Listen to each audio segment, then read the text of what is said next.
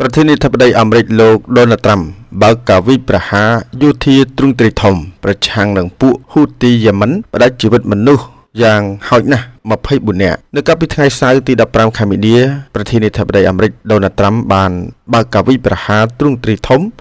ប្រឆាំងនឹងក្រុមហ៊ូទីដែលគាំទ្រដោយអ៊ីរ៉ង់ជុំវិញការវាយប្រហាររបស់ក្រុមនេះប្រឆាំងនឹងកប៉ាល់នាវានៅតំបន់សមុទ្រក្រហមនៅពេលកន្លងមកនេះបើតាមការចេញផ្សាយរបស់សារព័ត៌មាន Reuters យ៉ាងហោចណាស់មនុស្សប្រមាណ24នាក់បានស្លាប់ក្នុងការផ្ដើមនៃយុទ្ធនាការយោធាខាងលើដែលត្រូវគេរំពឹងថាគឺមានរយៈពេលច្រើនថ្ងៃ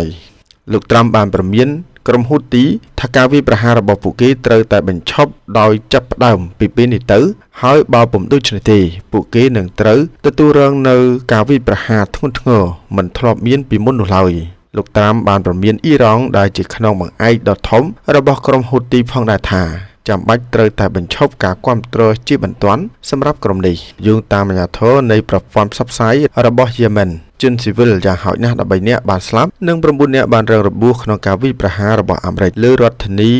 សាណាក្នុងនោះរួមមានកុមារ4នាក់និងស្ត្រីម្នាក់បានបាត់បង់ជីវិតហើយ14នាក់ទៀតរងរបួសក្នុងការវាយប្រហាររបស់អាមេរិកទៅលើខេត្តសាដាភាគខាងជើងហ៊ូទីដែលជាចលនាប្រដាប់អាវុធដែលបានគ្រប់គ្រងទឹកដីភាគច្រើននៃប្រទេសយេម៉ិនក្នុងរយៈពេលមួយទសវត្សរ៍ចុងក្រោយនេះបានធ្វើសកម្មភាពវាយប្រហារជាច្រើនលើកទៅលើកប៉ាល់នានានៅក្បែរឆ្នេររបស់ខ្លួនចាប់តាំងពីខែវិច្ឆិកាឆ្នាំ2023មកបើតាមអ្នកនាំពាក្យក្រសួងការពារជាតិអាមេរិកហ៊ូទីបានវាយប្រហារលើនាវាចម្បាំងអាមេរិកចំនួន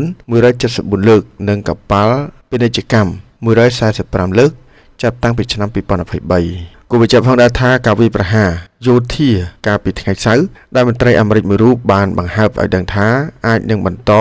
រាប់សប្តាហ៍គឺប្រតិបត្តិការយោធាធំបំផុតរបស់អាមេរិកនៅតំបន់មជ្ឈិមបូព៌ាគិតចាប់តាំងពីលោកត្រាំបានត្រឡប់មកកាន់អំណាចសារជាថ្មីនៃកាលពីខែមករាខណៈវាកើតឡើងស្របពេលដែលសហរដ្ឋអាមេរិកបង្កើនសម្ពាធទណ្ឌកម្មលើទីក្រុងតេហឺរ៉ង់និងព្យាយាមជំរុញឲ្យចូលតុចរចាជុំវិញបញ្ហានុយក្លេអ៊ែរ